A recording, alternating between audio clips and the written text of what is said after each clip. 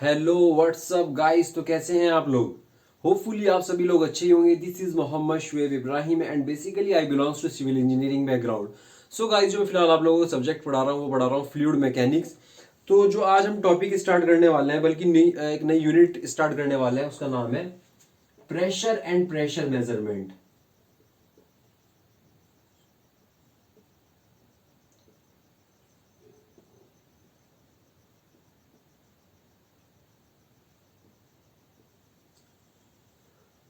बहुत ही ज़्यादा important unit है हमारी फ्लूइड मैकेनिक्स की, प्रेशर एंड प्रेशर मेजरमेंट। और इसमें से काफ़ी बेसिक क्वेश्चन भी निकलते हैं कि जो हमें पता होने ही चाहिए। तो सबसे पहले जानते हैं कि प्रेशर क्या होता है हमारा। डेली लाइफ में आप कितने वर्ड्स यूज करते हैं? प्रेशर, प्रेशर लग रहा है, उसमें प्रेशर कम है। हाँ, ऊपर हाइट में जाते हैं तो प्रेशर कम हो जाता है। नीचे जाते हैं कहीं एटमॉस्फेयर से किसी मीन सी लेवल से नीचे जाते हैं तो आप बोलते हैं कि प्रेशर बढ़ रहा है। तो ये काफी सारे टर्म्स आपने सुने होंगे, बट आज वो सारे क्लियर हो जाएंगे आप लोगों को। तो प्रेशर क्या होता है हमारा? जनरली हम प्रेशर को पी से डिनोट कर लेते हैं। प्रेशर आप बोलोगे प्रेशर इज फोर्स पर यूनिट एरिया। यही तो होता है ना। तो जब आप प्रेशर को फोर्स पर यूनिट एरिया सुनते हैं तो आपके दिमाग में तुरंत एक चीज और आ जाती होगी कि सर स्ट्रेस भी तो फोर्स पर यूनिट एरिया होती है। हाँ, बिल्कुल होती है यार। जो स्ट्रेस जिसको हम किससे डिनोट करते हैं? सिग्मा से। ये भी तो क्या होता है? फोर्स पर यूनिट एरिया। ये भी तो यही होता है ना। तो फोर्स की यूनिट क्या होती है? न्यूटन। और एरिया की एम स्क्वायर। तो इसकी यूनिट क्या हो जाएगी? न्यूटन पर एम स्क्वायर। और इसकी यूनिट भी क्या हो जाएगी? न्यूटन पर एम स्क्वायर। तो अब आप लोग बोलोगे कि सर फिर प्रेशर और स्ट्रेस में क्या डिफरेंस है? चलो बताते हैं आप लोगों को। जैसे ये मेरा मार्कर है, इस मार्कर को मैं क्या कर रहा हूं, इस व्हाइट बोर्ड पे मैं फोर्स लगा रहा हूं। एक फोर्स कैसी लगा रहा हूं? कैसे, कितना एंगल बना रही है ये यहाँ पर? 90 डिग्री एंगल बना रही है। या फिर मैं बोल सकता हूं कि किस तरीके से फोर्स लगा रही है ये? परपेंडिकुलर फोर्स लगा रही है। और क्या बोल सकते हैं हम कि नॉर्मल फोर्स लगा रही है इस पे। तो जब भी हमारी कोई भी चीज किसी अनदर सरफेस पे नॉर्मल फोर्स लगाती है, मतलब क्या है, 90 डिग्री का एंगल बनाती है, हमेशा और हमेशा उसको हम क्या बोलते हैं? उसको हम प्रेशर बोलते हैं। प्रेशर। तो अब आप बोल सकते हो कि पहला पॉइंट लिख सकते हो आप इसमें, it always act normally. Normally का सिंपल क्या मतलब है? 90 डिग्री एंगल बनाती है ये। ठीक है। अब on the other hand stress.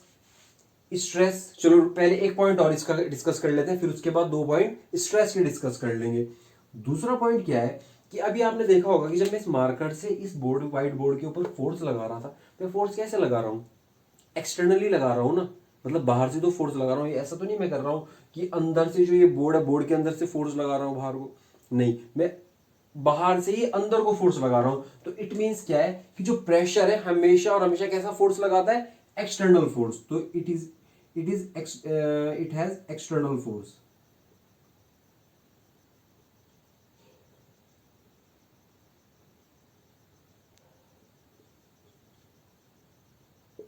अब बात करते हैं हम जरा स्ट्रेस की। स्ट्रेस क्या होता है? थोड़ा सा इसमें एक चीज बना लेते हैं, यहां पे बना देता हूं मैं। सपोज कोई मेरा ये सरफेस है और इस पे ये फोर्स लग रही है और कितना एंगल बना रही है? 90 डिग्री। तो ये प्रेशर, ये क्या चीज है? हमारा प्रेशर। अब आपने क्या करा? आपने किसी सरफेस पे फोर्स लगाई, एंगल कितना बना रहा है? 90 डिग्री बना रहा है। तो जब आपने किसी चीज पे फोर्स लगाई, चलो मैं इस पे फोर्स लगा रहा हूं, तो ये टूट क्यों नहीं रहा है? मैं इस पे फोर्स लगा रहा हूं, ये टूट क्यों नहीं रहा है? ये इसलिए नहीं टूट रहा क्योंकि ये बोर्ड जो है, व्हाइट बोर्ड, अंदर से भी एक फोर्स लगा रहा है, इंटरनली एक फोर्स लगा रहा है। उस इंटरनली फोर्स पर यूनिट एरिया और कुछ एरिया पे लगा रहा है, उसी को तो हम क्या बोलते हैं? स्ट्रेस। तो आप ये भी ये बोल सकते हो ना। पहले मैं दूसरा पॉइंट बताता हूं इसका। आप बोल सकते हो कि जिस तरीके से हमारा जो प्रेशर है वो एक्सटर्नल फोर्स था, मतलब क्या है कि हमेशा और हमेशा एक्सटर्नली लगेगा, तो उसी तरीके से हमारा जो स्ट्रेस है हमेशा और हमेशा इंटरनली लगता है, इंटरनली इन नेचर।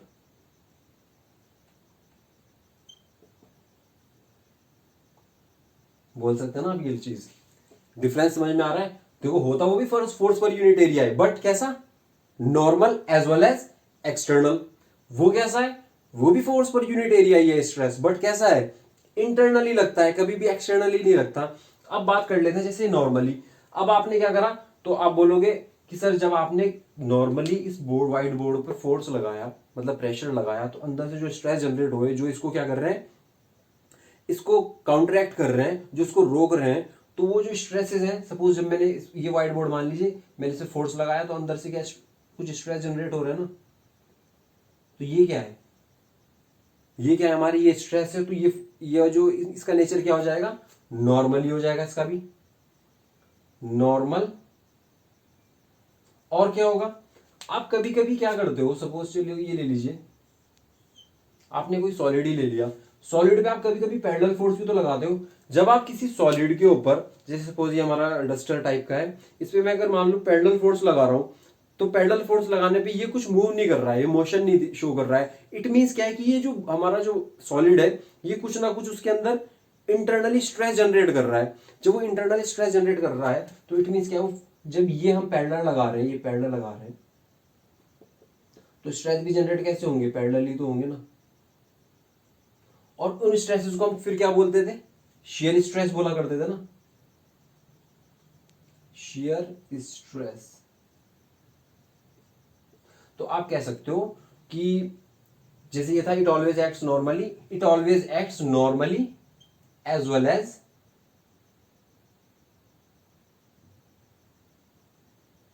पैरेलली,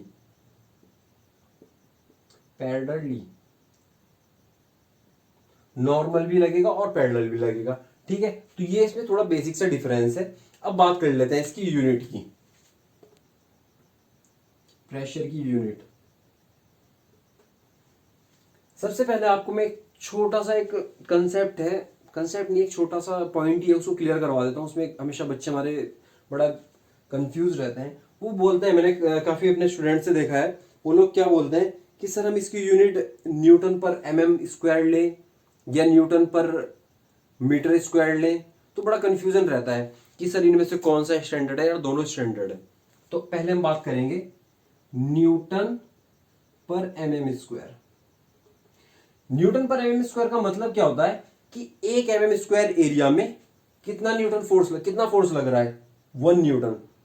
अब ऑन द अदर हैंड हम बात कर लेते हैं न्यूटन पर मीटर स्क्वायर।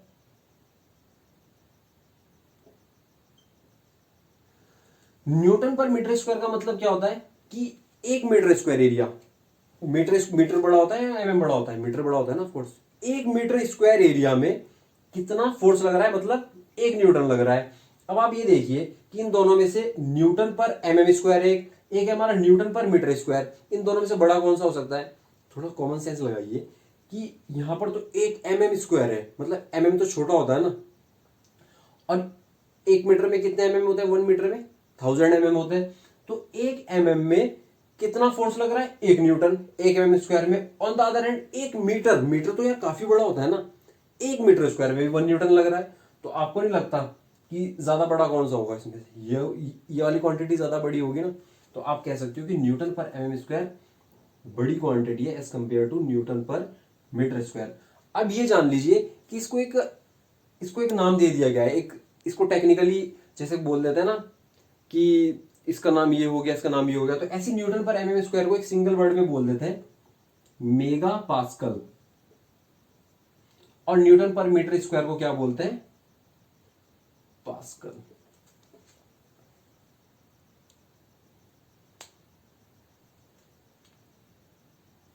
हाँ ठीक है, तो अब आपको पता चल गया होगा कि मेगा पास्कल बड़ा होता है और पास्कल हमारा छोटा होता है, और दोनों स्टैंडर्ड होते हैं। ऐसा नहीं है कि अगर मान लो कोई वैल्यू आप प्रॉपर तरीके से निकाल लो तो न्यूटन पर एमएम स्क्वायर में भी निकाल सकते हो और न्यूटन पर मीटर स्क्वायर में भी निकाल सकते हो।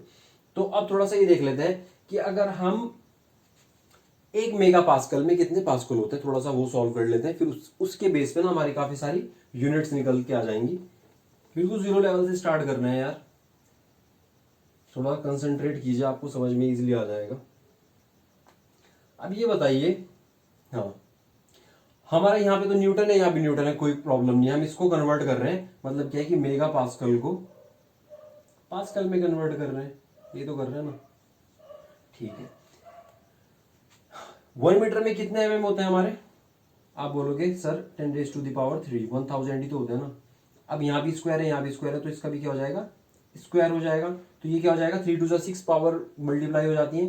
तो जब हम इसको अदर साइड लेके जाएंगे, राइट हैंड साइड लेके जाएंगे, तो ये क्या बनेगा? न्यूटन पर mm²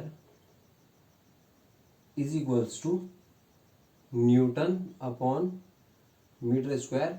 और जब इसको 10⁻⁶ को जब आप इधर लेके जाओगे तो ये क्या हो जाएगा? 10⁻⁻⁶ साइन चेंज हो जाएगा। और फिर जब आप इसको ऊपर लेके जाओगे तो ये क्या बन जाएगा? Newton per mm² is equals to 10⁻⁶ newton per metre square. यही तो बनेगा ना। अब थोड़ा सा इधर इधर देख लीजिए, इधर न्यूटन पर mm² को हम क्या बोलते हैं? Mega pascal.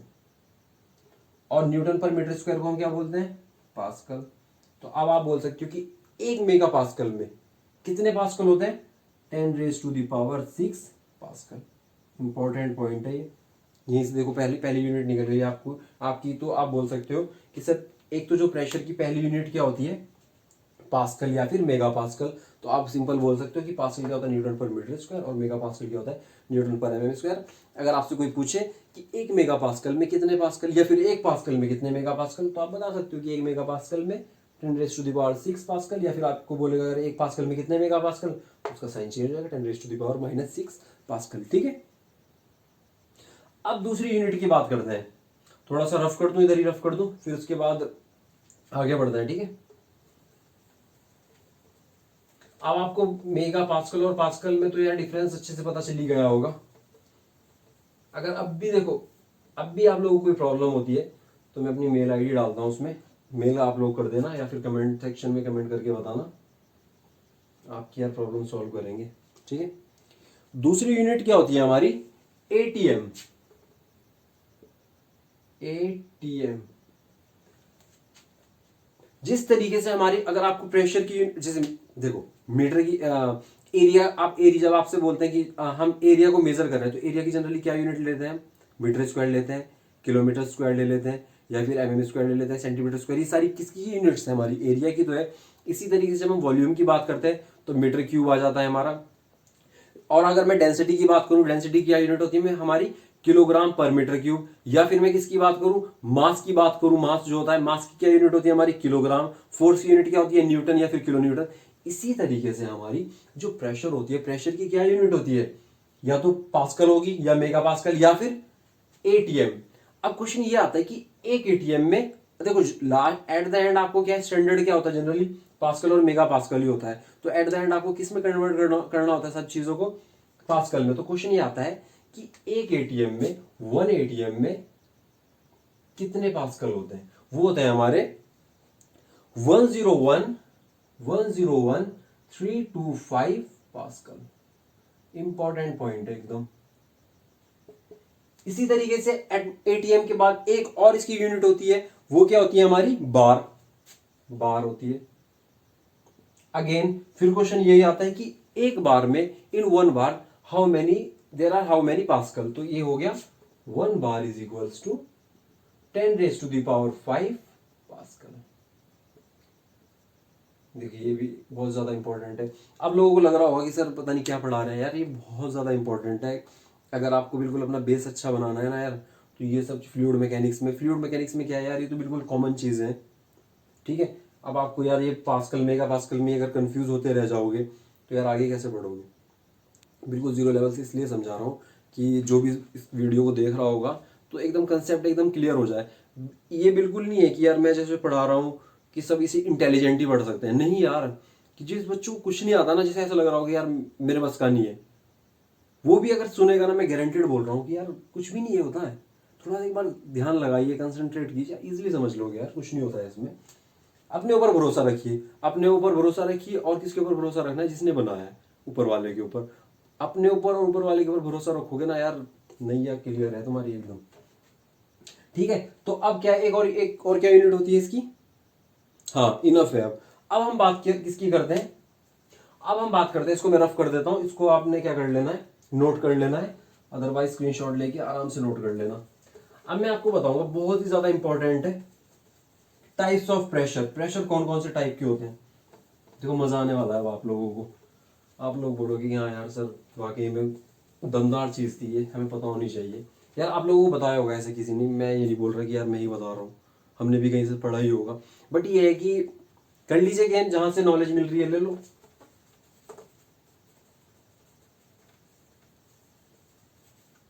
यार इंजीनियरिंग को बोझ बना के तो बिल्कुल मत पढ़ो, इंजॉय में पढ़ो, एकदम मजे लो यार, एक एक चीज के मजे लो। चलो टाइम वेस्ट नहीं करते ज्यादा, आज लगता है ज्यादा फालतू बोल दिया। हाँ, अब बात करते हैं हम टाइप्स ऑफ प्रेशर की।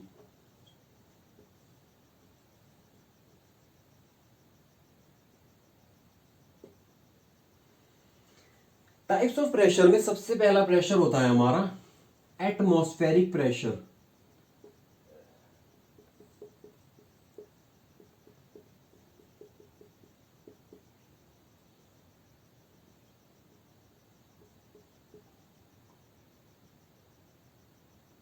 तो ये एटमॉस्फेरिक प्रेशर क्या होता है हमारा। अब देखिए एटमॉस्फेरिक प्रेशर क्या होता है। अब आपको मैंने जब सरफेस टेंशन पढ़ाया था तो मैंने क्या बताया था आपको कि जब भी हमारे दो फ्लूइड आपस में मिलते हैं तो वहां पे एक लेयर क्रिएट हो जाती है, उसी को हम क्या बोलते हैं, surface tension per unit length जब वहां पे लगता है वहीं पर ये, उसी को हम क्या बोलते हैं, सरफेस टेंशन बोलते हैं।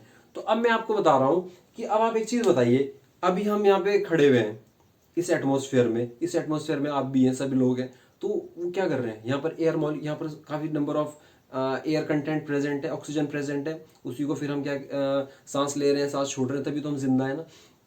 तो इट मीन्स यहाँ पर एयर मॉलिक्यूल्स प्रेजेंट है। और फिर उसके बाद आपने आपने एक चीज और सुनी हो कि जैसे जैसे सर हम हाइट पे जाते हैं, कभी कभी जब हम पहाड़ों पे ऊपर जाते हैं तो वहाँ पे हमें ना एयर मॉलिक्यूल, हमें सांस नहीं आता वहाँ पर। वो सांस क्यों नहीं आता, क्योंकि वहाँ पे एयर मॉलिक्यूल्स कम हो जाते हैं, यही तो होता है ना। और ज्यादा ऊपर जाते हो तो एयर मॉलिक्यूल्स और ज्यादा कम हो जाते हैं, वहां पे बिल्कुल ही एकदम वैक्यूम क्रिएट हो जाता है, तो वहां पे और ज्यादा मुश्किल हो जाता है। तो सबसे पहले बिल्कुल जीरो लेवल से स्टार्ट करेंगे, ये एटमॉस्फेरिक प्रेशर क्या होता है। तो एटमॉस्फेरिक प्रेशर क्या होता है कि जैसे हमारा कोई सरफेस है, सपोज हमारा सरफेस है, सरफेस किसका है, चलो फ्लूइड का हो सकता है या फिर सॉलिड का हो सकता है, सरफेस इसी का ही तो होता है ना। अब यहाँ पर कुछ ना कुछ एयर मॉलिक्यूल तो प्रेजेंट होंगे ना, यहाँ पर इस जगह पे होंगे ना, बिल्कुल होंगे। तो जब ये एयर मॉलिक्यूल्स, ये एयर मॉलिक्यूल्स जो हमारे एटमॉस्फेयर में प्रेजेंट है, और जब ये इस सरफेस के ऊपर एक प्रेशर लगाते हैं, इस सरफेस के ऊपर एक प्रेशर लगाते हैं,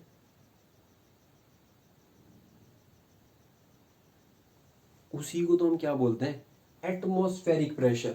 एटमॉस्फेयर में जो हमारे एयर कंटेंट प्रेजेंट है, एयर के मॉलिक्यूल्स प्रेजेंट है, और वो किसी सरफेस के ऊपर, यार जाहिर सी बात है कि कोई भी सरफेस होगा और जो उसमें एयर मॉलिक्यूल्स प्रेजेंट होंगे वो कुछ ना कुछ तो उस पर प्रेशर लगाएंगे ना, बिल्कुल लगाएंगे।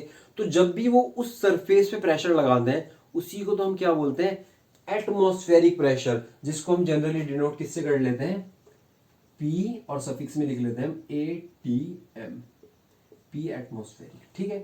तो when ever the air molecules exerts a pressure on the surface of solid or liquid, it is termed as atmospheric pressure। तो आप लिख सकते हो कि whenever the air molecules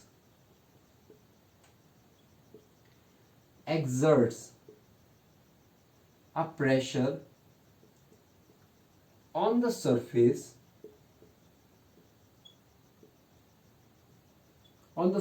of liquid or solid, it is termed as atmospheric pressure।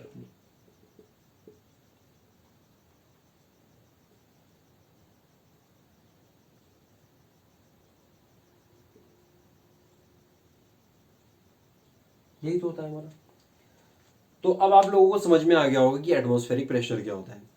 अब जो हमारा दूसरा प्रेशर होता है, दूसरा प्रेशर जो हमारा होता है वो होता है हमारा vacuum pressure.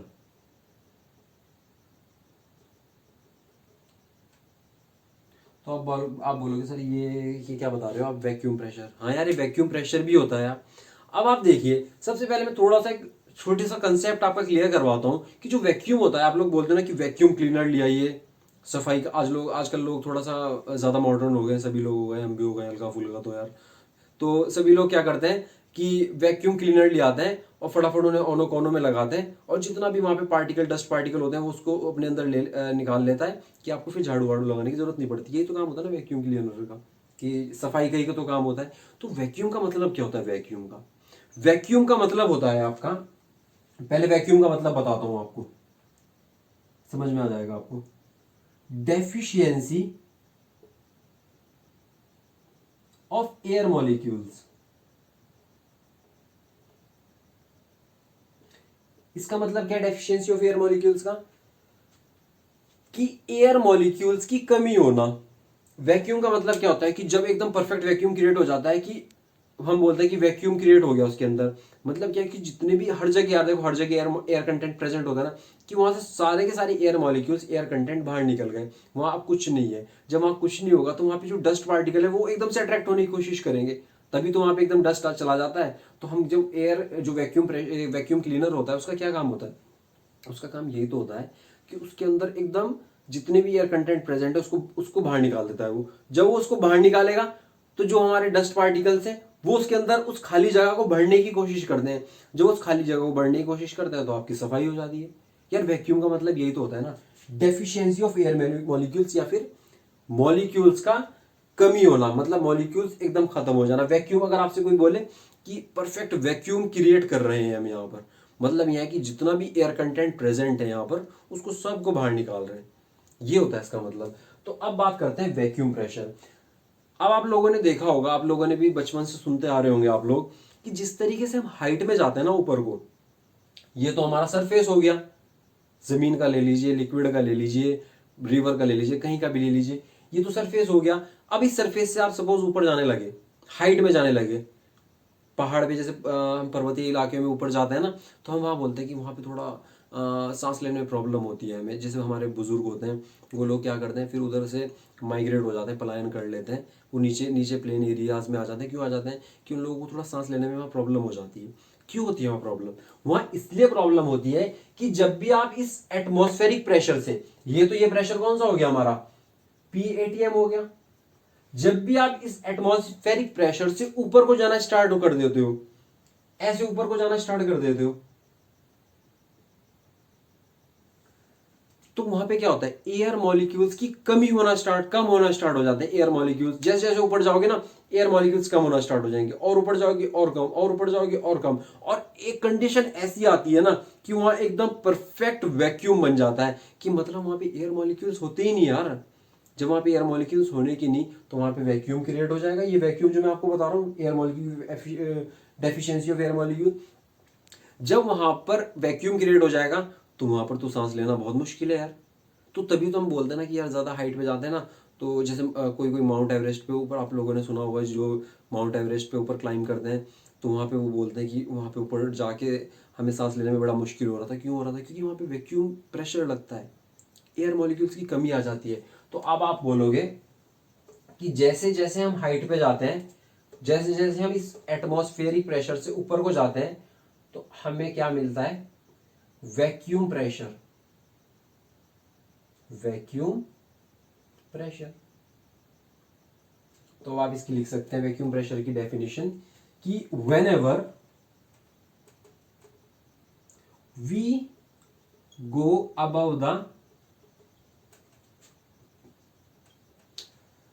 above the atmospheric pressure,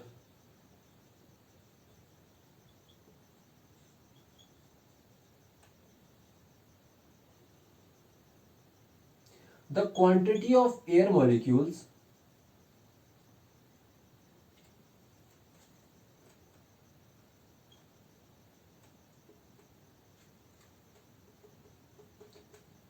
get decreased out.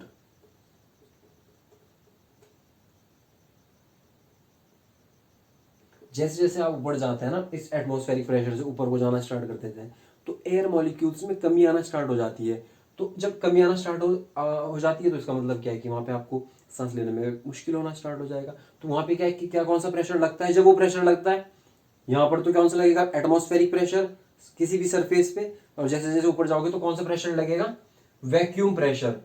अब आपको पता चल गया कि वैक्यूम प्रेशर भी कुछ ना कुछ होता ही है, जिसको हम डिनोट किससे करते हैं, पीवी। अब इसके बाद क्या होता है, अब अभी तो आप गए ऊपर, अब आप नीचे भी तो जाओगे ना। ये जो हमारा एटमॉस्फेरिक प्रेशर है इसको हम क्या मान रहे हैं यहां पर, इसको यहां पर हम मान रहे हैं डेटम। डेटम का मतलब क्या होता है, डेटम का सिंपल मतलब होता है जब भी आप किसी चीज के रेस्पेक्ट में कोई काम, कोई चीज निकालते हो, कैलकुलेट करते हो, उसी को हम क्या बोलते हैं, डेटम। जैसे हमारा डेटम क्या हो गया, हम एटमॉस्फेरिक प्रेशर के रिस्पेक्ट में वैक्यूम प्रेशर को बता रहा हूं मैं, तो ये हमारा डेटम यहां पे क्या हुआ, एटमॉस्फेरिक प्रेशर। अब मैं क्या कर रहा हूं, इसी के रिस्पेक्ट में तो नीचे जा रहा हूं ना, एटमॉस्फेरिक प्रेशर के रिस्पेक्ट में मैं नीचे जा रहा हूं, तो चलो नीचे चलते हैं फिर यार। अब जैसे क्या है, ये हमारा क्या था, हमारा सपोज ये हमारा मीन सी लेवल था। जो एटमॉस्फेरिक प्रेशर होता है ये मीन सी लेवल होता है। और मीन सी लेवल का मतलब क्या होता है, मीन जब हम लोग हाइट निकालते हैं, जैसे हम बोलते हैं ना कि केरल है, केरल, केरल, केरल उसमें है, डाउन में है काफी ज्यादा।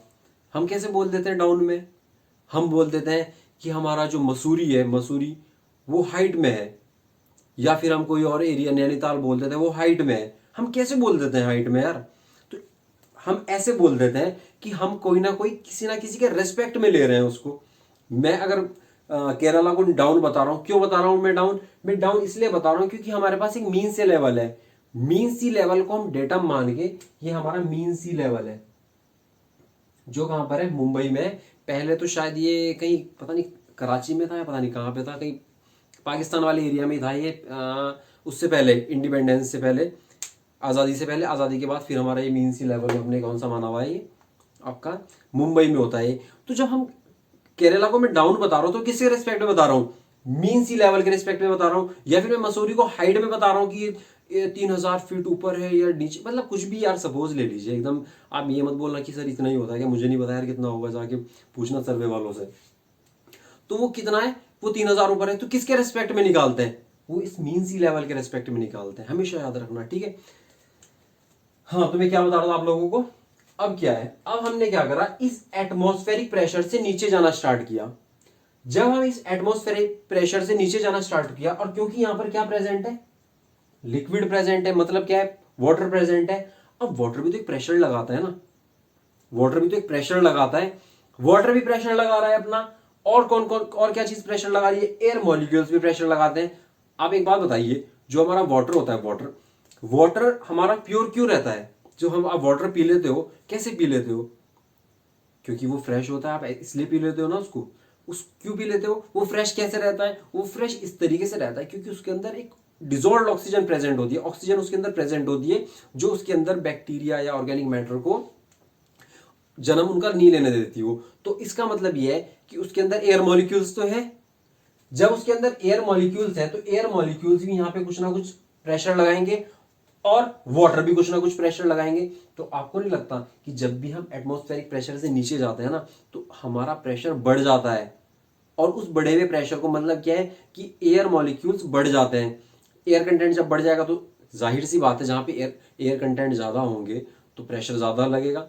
जब एयर कंटेंट भी ज्यादा है और वाटर भी प्रेशर लगा रहा है, तो इट मीन्स यहां पर क्या हो रहा है, प्रेशर में इंक्रीमेंट आ रहा है। वैक्यूम में क्या आ रहा था, प्रेशर में डिक्रीमेंट आ रहा था, और इधर क्या हो रहा है, प्रेशर में इंक्रीमेंट आ रहा है। तो जब प्रेशर में इंक्रीमेंट आता है तो उसी प्रेशर को तो हम क्या बोलते हैं, गेज प्रेशर, जिसको हम किससे डिनोट करते हैं, पी, और सफिक्स में लगा लेते हैं हम जी, और वैक्यूम को पी वी। थोड़ा सा इसको रफ कर देते हैं ना, इसको स्क्रीनशॉट लेके इसका अपना नोट्स नोट्स बना लीजिए आप लोग।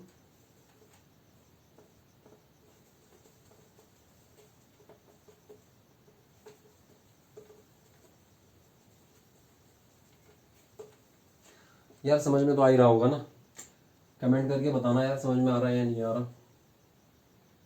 गेज प्रेशर,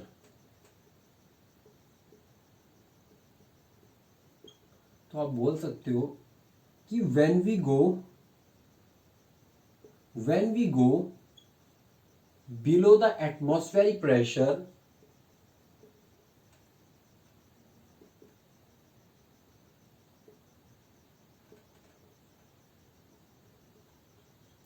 जब हम इस एटमॉस्फेरिक प्रेशर से नीचे जाते हैं, air molecules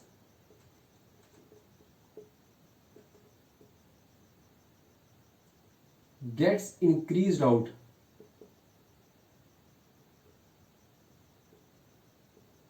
and an extra pressure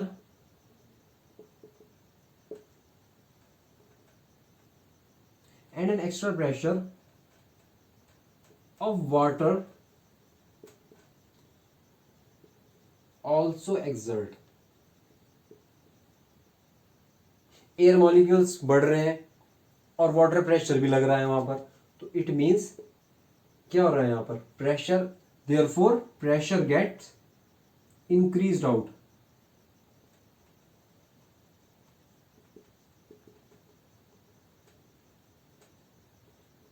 तो जब प्रेशर बढ़ेगा तो ये क्या होगा यहां पर, क्या होगा, प्रेशर जब बढ़ेगा यहां पर तो इसको, तो देयरफॉर हम इसको क्या बोलेंगे, therefore pressure gets increase out and it is termed as gauge pressure, या फिर गेज प्रेशर भी बोलते हैं, या फिर क्या बोलते हैं हम इसको, positive gauge pressure, then it is termed as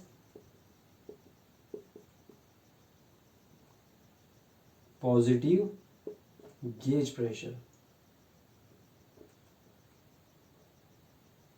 ठीक है, तो आपके दिमाग में क्वेश्चन आ रहा होगा, सर आपने पॉजिटिव गेज प्रेशर बोला, तो पॉजिटिव गेज प्रेशर का मतलब क्या है, प्रेशर का इंक्रीमेंट होना, और इस वैक्यूम को, वैक्यूम प्रेशर को कभी कभी हम क्या बोल देते हैं, नेगेटिव गेज प्रेशर। जब प्रेशर में कमी आती है तो वहां पे वैक्यूम क्रिएट होता है, और जब कमी आती है तो उसी को हम क्या बोल देते हैं कभी कभी, नेगेटिव गेज प्रेशर। ठीक है, अब आप लोगों को समझ में आ गया होगा अच्छे से यार ये गेज प्रेशर भी क्या होता है। अब आपको एक टर्म और बता देता हूं, चलो। अब आपको तीनों प्रेशर पता चल गए, यहां पर एटमॉस्फेरिक प्रेशर भी पता चल गया, आप लोगों को गेज प्रेशर भी पता चल गया, और आपको वैक्यूम या फिर नेगेटिव गेज प्रेशर भी पता चल गया। अब आप ये बताइए कि इन तीनों प्रेशर में से पी गेज हो गया, पी एटमॉस्फेरिक हो गया, और पी वैक्यूम हो गया, इनमें से सबसे ज्यादा कौन सा है और सबसे कम कौन सा है।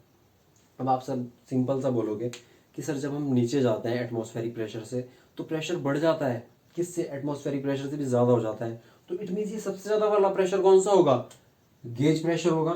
फिर उसके बाद फिर जब आप एटमॉस्फेयर से ऊपर की तरफ जाते हैं, जब हाइट में जाते हो तो प्रेशर की कमी आ जाती है, तो सबसे कम वैक्यूम होगा, तो सबसे ज्यादा गेज, फिर उसके बाद एटमॉस्फेरिक, और फिर उसके बाद वैक्यूम प्रेशर।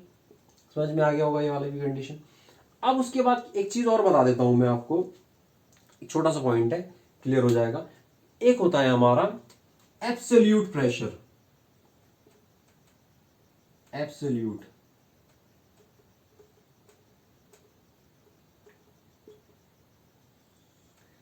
देखो एब्सोल्यूट प्रेशर कोई ऐसा प्रेशर नहीं है जैसे गेज प्रेशर हो गया या एटमॉस्फेरिक प्रेशर हो गया या वैक्यूम प्रेशर हो गया।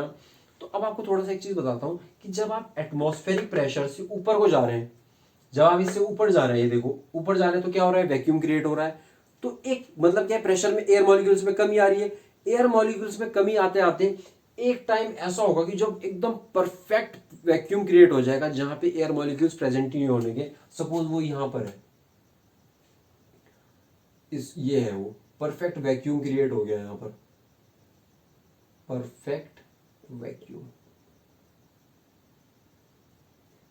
जब यहां पे परफेक्ट वैक्यूम क्रिएट हो गया तो इसको हम, इस लाइन को हम क्या बोलते हैं फिर, zero line pressure, zero line pressure.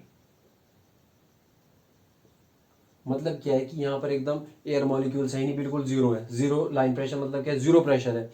जब आप क्या करते हो, अभी हमने यहां पर डेटा में किसको माना था, मैंने डेटा में भी अच्छे से समझाया आपको कि जिसके रेस्पेक्ट में आप अदर प्रेशर्स को फाइंड कर रहे हो उसको हम डेटम बोलते हैं। तो अभी किसको मान रहे थे, अभी हम इस एटमॉस्फेरिक प्रेशर को ही क्या मान रहे थे, डेटम मान रहे थे। तो अब अभी क्या करना है आपने, जब आप जीरो लाइन प्रेशर को डेटम मानोगे, ध्यान से सुनना, जब आप इसे परफेक्ट वैक्यूम या फिर जीरो लाइन प्रेशर को डेटा मानोगे और फिर आप उसके रेस्पेक्ट में किसी भी, कोई आपको क्वेश्चन बोल देगा कि आपको यहाँ पे इस पॉइंट पे निकालना है, एब्सोल्यूट प्रेशर यहाँ पे निकालना है, और जब आप इसके रेस्पेक्ट में किसी अनदर पॉइंट पे प्रेशर निकालते हैं, उसी को हम क्या बोलते हैं, एब्सोल्यूट प्रेशर। तो आप बोलोगे it is a type of pressure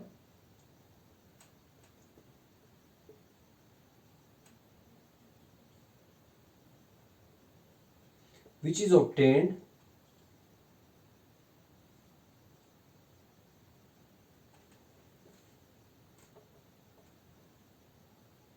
by assuming the zero line pressure as datum.